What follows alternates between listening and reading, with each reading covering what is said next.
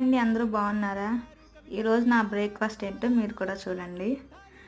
అంటే అంత ఎక్కువగా తినాలి అని లేదు. కొంచెం తినాలి అనుకున్న వాళ్ళకి చాలా బావుంటది. పోహ.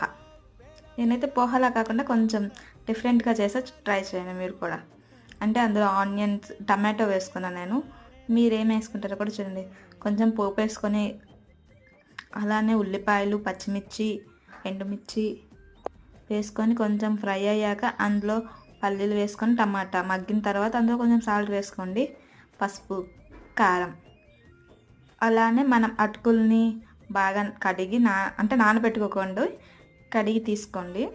డస్ట్ ఏమైనా ఉంటే పోతాయి అన్నమాట. అలా అందులో వేసేసుకుంటే మన ఈజీగా రెడీ అయిపోయిన పోహ అండి. చాలా టేస్ట్గా ఉంటుంది.